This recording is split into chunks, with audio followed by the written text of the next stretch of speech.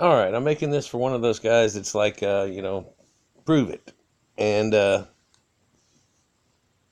Afrocentric, saying that Egypt was never any white people or anything, and I've got to prove it. And I gave him a couple of links or what to look up, but apparently maybe he'll look up after this and stuff and everything. But I don't want to come across as white eccentric or whatever it's called, Eurocentric. I've never been to Europe. Family hadn't been in Europe in 6, 8 generations, but well,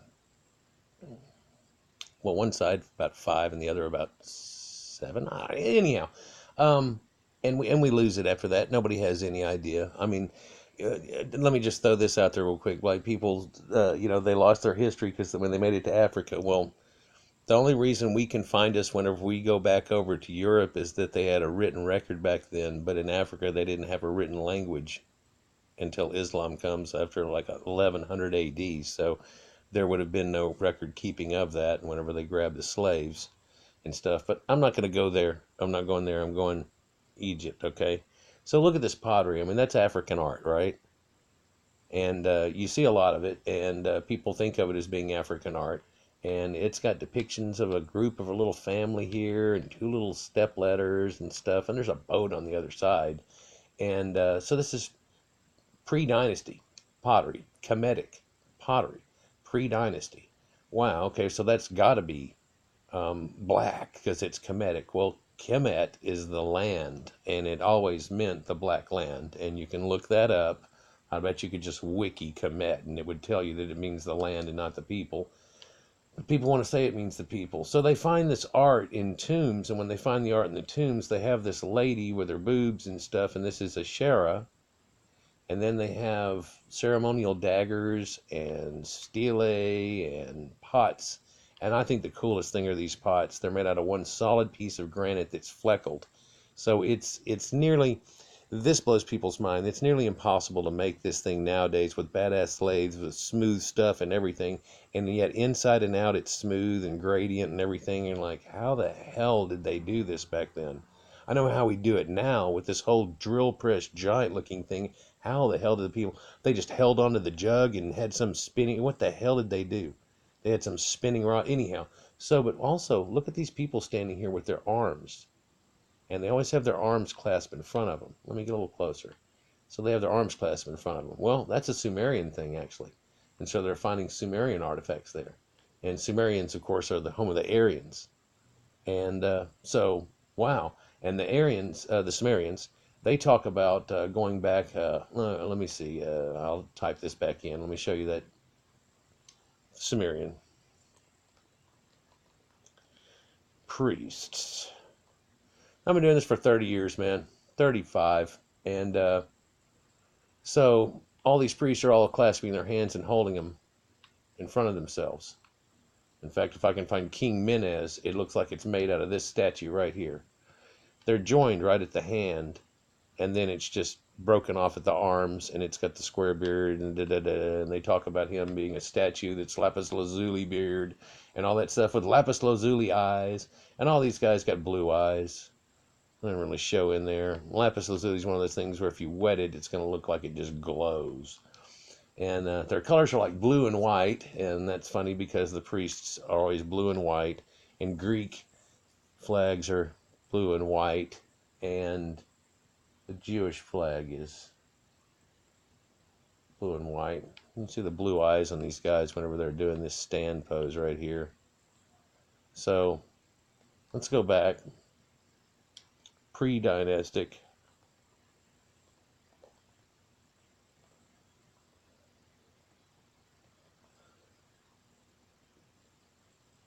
And it's probably going to show me the same stuff as it did before. And so here's more of those statues that they have. And they've got these versions of the lady that's holding her boobs out, but she's fat. And that goes away real quick, doesn't it, ladies? Yeah, okay, so they call her cow. Back in the age of Taurus, they call her cow. So everybody talks about mud hut, and black people and stuff. And hey, check it. In this area, the white people with the reddish skin that has the ability to blush, the Adama, the people have that's what it means. It means skin of being able to blush. And there's a red tone to it. So there you go here. They used to live in mud huts too, till they started creating Egypt and Sumeria and places out of mud bricks. And apparently they made mud bricks around the fires, and then they had to use those to repair the walls. And then over years and years of erosion of rain that actually used to happen in this area before it was a desert, eroded them away. But the ones that had been cooked didn't do anything to them. So they started cooking all the bricks. And you can see a technological step right there that never really happened over in Somalia and the places that they actually have the little fake pyramids now, the little small pyramids. Those are all eroded away. They've rebuilt them all now, but those were built way after, mocking Egypt, just mocking them, right? And in that mockery, they made little pyramids, but they didn't even fire the bricks real good, so they didn't last. You look at the ziggurats that are made by the people in Ur, and the ziggurat of Ur is still there. I don't have to show it to you. It's the Tower of Babel itself. It's a stairway to heaven. And that is the stairway to heaven, by the way. And we can get into the Bible here shortly and stuff too. I'll go ahead and hit all notes with you if you want, man. Here we go. So all this pottery that we're looking at that looks African and stuff, right? Well, the funny thing is the earliest form we find of that is in burial tombs. And that's where they get most of this from. But all the mummies have rotted away and pretty much disintegrated. They have some skulls and things like that. And whenever they get into one of these things, it looks like this, okay? And so the guy's just rotted away, right? I don't know if you can even really see that. Yeah, I think you can. And so the guy's just rotted away. But they have all these urns and stuff, and they see how they're black on top and red on the bottom? That's a signature thing that you find all the way across and through Mesopotamia, by the way.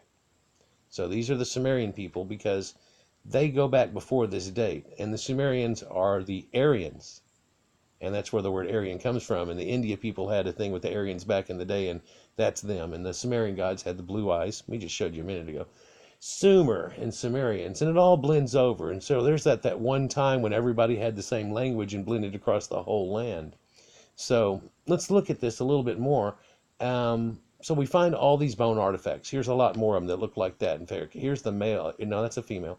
There's a male form. Yeah, there it is. There's a male form of it. And all this African pottery. And so they dug up lots of these tombs and they found all this pottery. And most of the tombs had already been robbed. And they come to find out that there's this stele that talks about how guys used to come in and tomb rob them and try to steal all the stuff, all the gold or anything that was valuable out of the tombs and ruin them back in primordial days. And so they started having a deal where they would cut their hand off, and if you brought me a hand for them stealing, it showed me that you had killed them or at least took off their ability to grab anybody again. And so here, the earliest pharaoh that they can find, here's a guy that actually is white. He's Caucasian. He's got curly blonde hair. In fact, in the description on the plaque outside of the place says that it looks like the curly hair of the Roman and Greek statues, and they got a picture of Adonis on it. He's got blonde hair. This isn't the best picture of it, but you can look this up. Look up ginger mummy. I mean, it'll show you just him. But maybe you can see it in the picture here too. Buried with him is all those pots that are red and black. You see him right behind his butt? Red and black pots right up there. And then, what's this pot right here? That's one of those African pots, isn't it? Yeah, and it could be from tomb raiding that they got the idea of how to do the pottery and the pots and maybe the concept of the art. I don't know. I mean, it'll have to be looked into because it goes over into over into Australia too with the Aborigines with the same type of art type concept. But it could be because they all saw this art and then started copying it.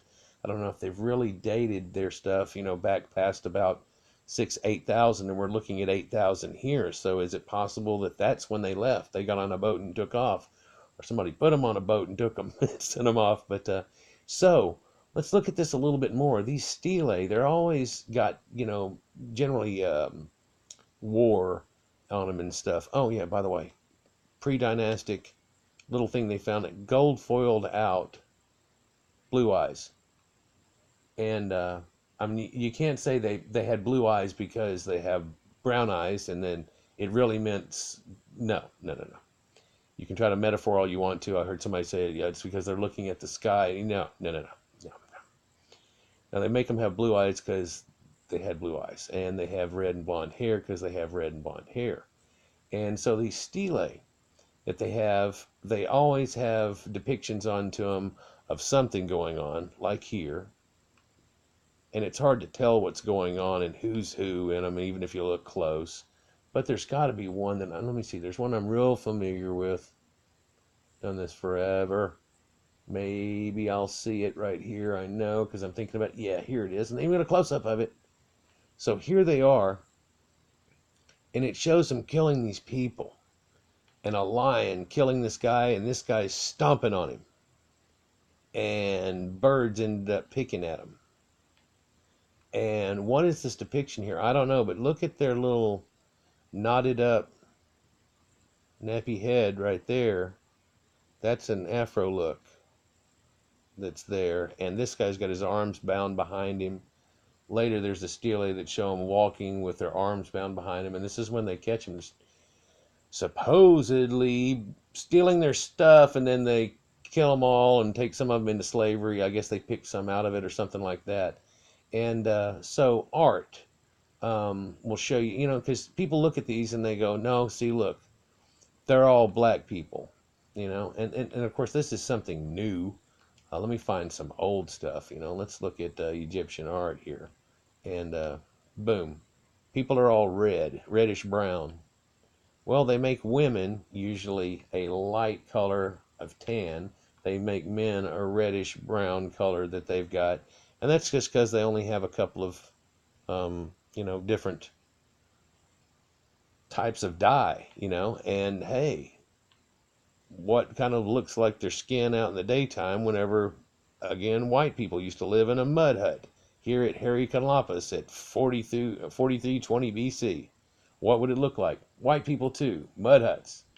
It's just that they came out of it and they built Egypt and then went on, because you're looking at, let's see.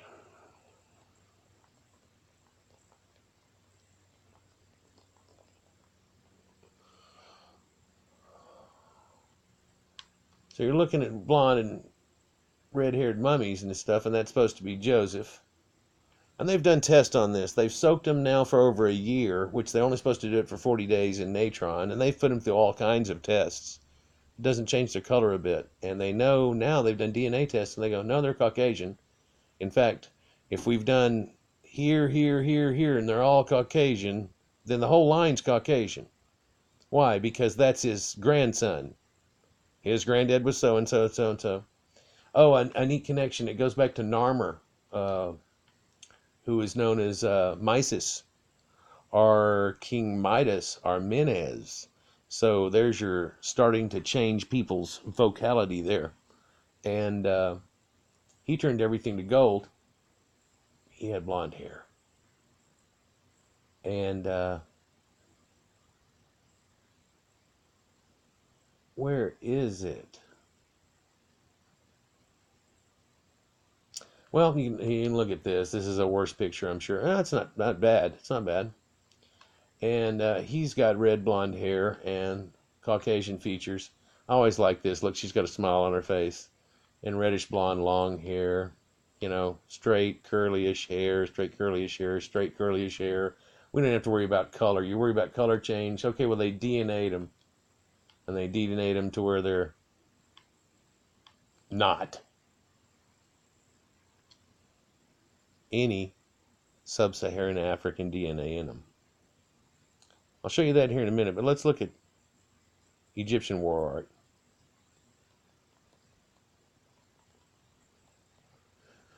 And let's see if we can find people representative. So you see the red, and everybody says, oh, the red, see, they're red, that's black people. Okay, so let's see what the red and black people are doing here. What's this? Okay, so here you got, well, it's terrible and not really great focus, I guess, but he's killing off the black people down there. You can't see that one. Let me find another one. But that is. And they're showing a guy with beards, and they're showing, okay, Here's black people, but they're actually bringing some kind of offering right there. That's Nubians bringing an offering. Okay, yeah, it says yeah, Nubians bringing an offering. Well, that's fine. You're gonna have to bring offerings to the king. What did the king look like?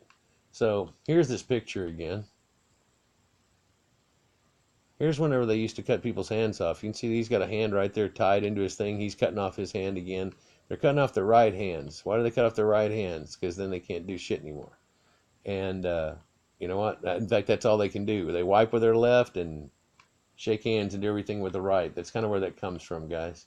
So, so let's see. Here's one on a wall in Egypt. And who is this? Ramses II.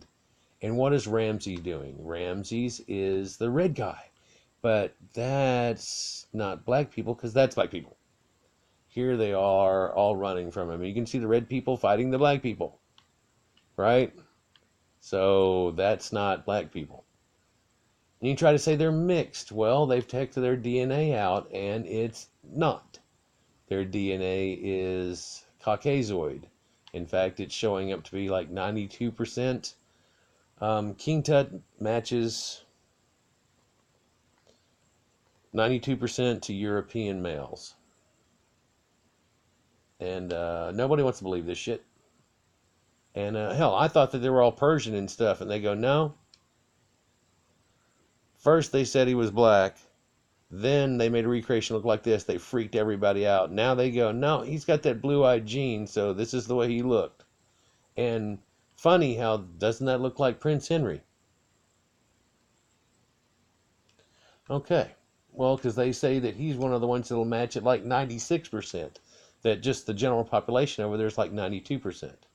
In fact, I'm sure there's something here, because what was happening for years, guys, was Zahi, the Egyptian guy that was over antiquities there, was being real limited and doing stuff on the side, by the way, a little bit, and he ended up getting busted, and he got knocked out of being able to do it. Now they got a new guy in, and he's opened back up and allowed the DNA to finally come out. They say leaked, but he's already let 42 more mummies get done. In fact, here they are doing one right here. Here's these DNA guys, right? Why is King's DNA fueling race fights? Okay, why is it? Well, because whenever you do check it out, King Tut's DNA is Western European. And then white people make the funny joke, we were kings. They don't say we was kings, but anyhow. So, yeah. But, you know, here's the pictures of him. I mean, what did you think he looked like? And so, I mean, that's it. You look at all these old mummies, and that's the way they look. They're white. And you go, look, that's a black guy. And you're like, no, it's a white guy painted with tar. He doesn't have a big enough nose. That's a white guy painted with tar. That resin shit. We you know, for years we've thought that they must be black because of their skin, but they're not. In fact, here, let's see, this shows it. Yeah, he belongs to the haplogroup R1b1a2, which is more than 50% of the men in Western European, and less than 1% of modern Egyptians belong to. And it doesn't contain sub-Saharan African. It contains, well, we all have the same stuff. There's like 6 to 8% of our stuff that's all of us have no matter what. And then there's slight variations that can go from that. So we all have black DNA in us, but even no matter how black you are, you have 6 to 8% of the same stuff I got in me too.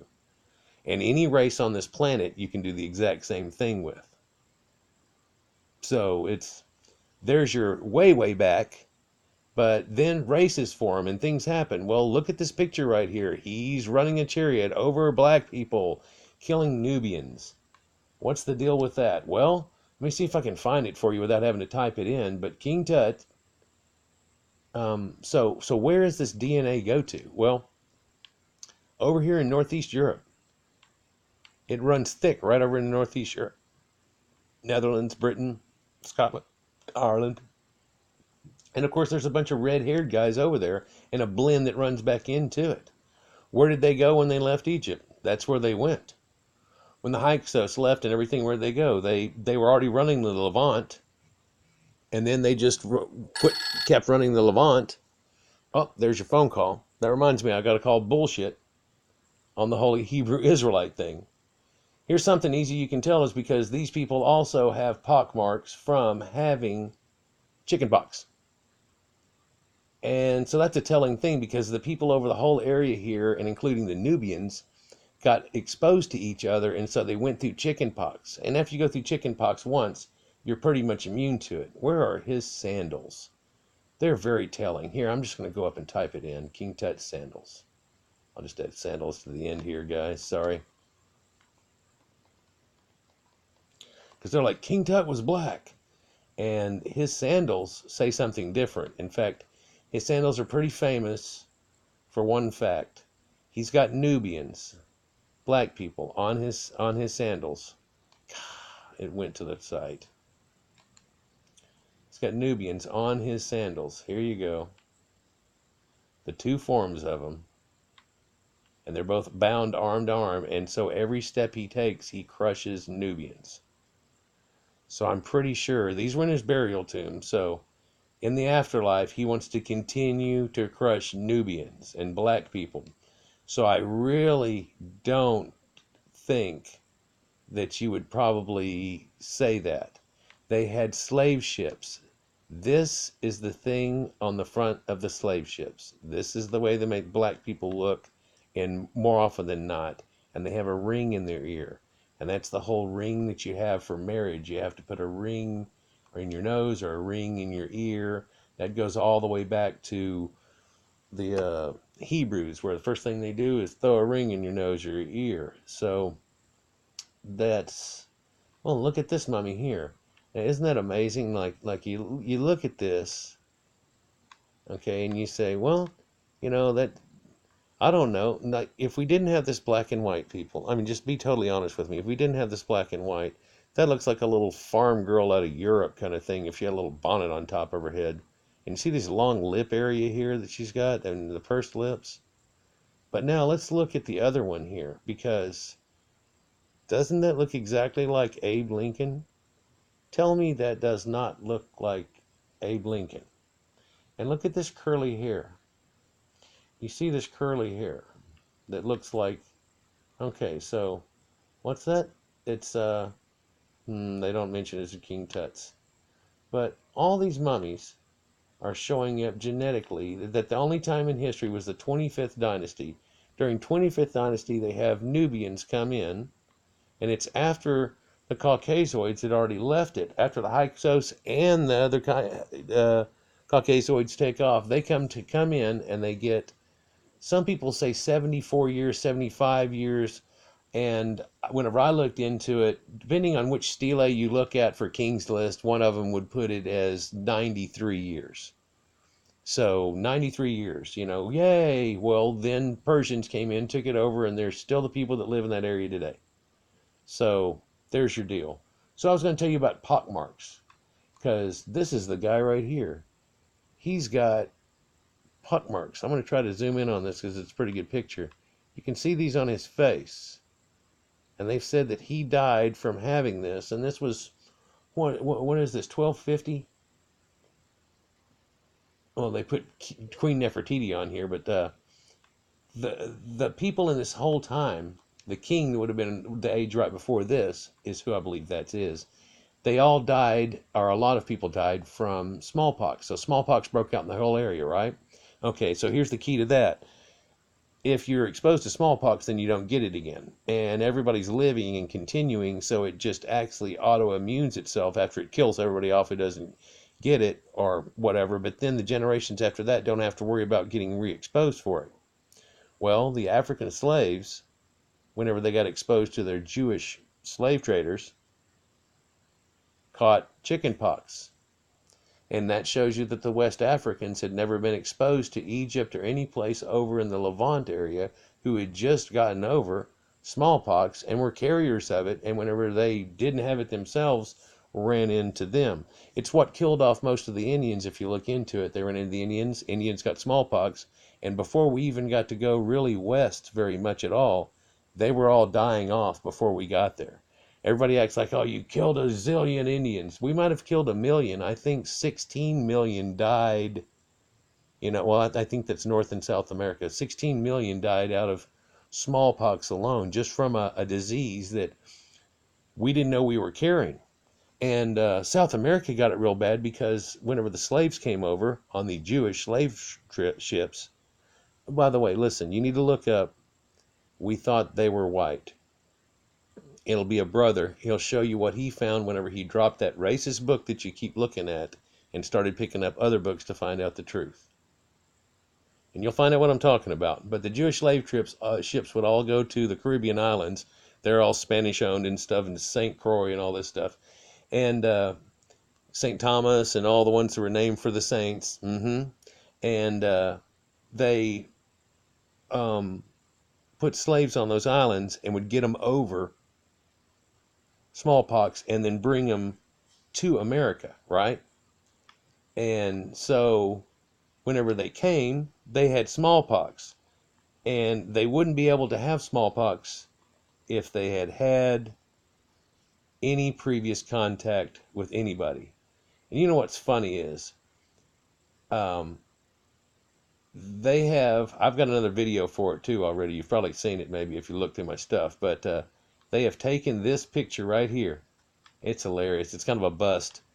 They took this and they squinched it up and they changed this right here and they put fine Hebrews in the area and they go, well, that means Hebrews. See, it's a black word for Hebrews, and it doesn't even make good sense because it says fine, healthy, fine Hebrews. And it's in my, look at my videos. It may even be one down here below. But anyhow, so here they are on these Jewish slave ships, which that one's right there in the list of them.